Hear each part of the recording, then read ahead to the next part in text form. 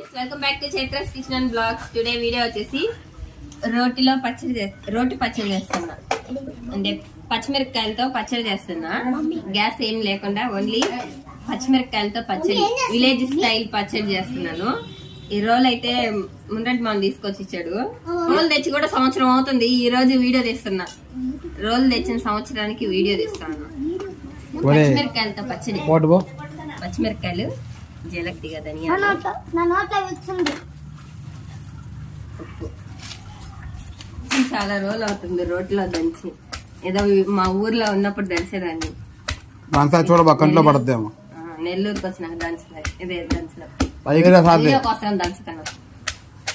మా ఆయన పక్క చేరి కంట్లో పడుతుందని చెప్తాను. వేడి వేడిగా అన్నంలో వేసుకొని తింటే సూపర్ గా ఉంటుంది. చేతులు నొప్పి చెప్తాను. పచ్చడి దంచితే చేతులు నొప్పులు ఒక ఎక్సైజ్. సరే చెయ్యి.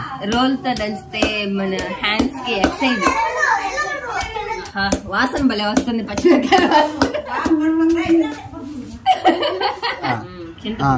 కానీ దంచేసి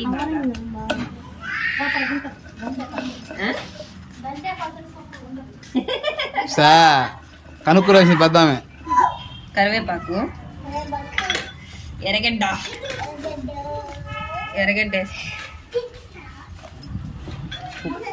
పచ్చిమిరపకాయలు పచ్చడి రెడీ అయిపోయింది. పచ్చడి పచ్చడి పచ్చడి ముద్ద పెడతానమ్మా తినాలా. పచ్చడి అయితే రెడీ అయిపోయింది. పచ్చిమిరపకాయల పచ్చడి, రోటిలో చేసిన పచ్చడి. ఇప్పుడు వేడివేడిగా అన్నం వేసుకొని తినాలా. చెప్పినట్టు చెప్పు.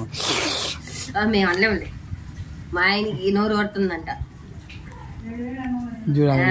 వేడి వేడి అన్నంలో పచ్చడి. చేతితో పైకెత్తు. ఎన్ని పచ్చిమిరపకాయలు? పచ్చిమిరపకాయల పచ్చడి. సాధ్య పెట్టుకో, జాగ్రత్త. కారం అది. అవును, అట్లా ఊసుకుందంటే టేస్ట్ బాగుంటుందా? టేస్ట్ బాగుంటది, అదిరిపోద్దా? రోట్లో చేసిన పచ్చడి, పచ్చిమిరపకాయల పచ్చడి.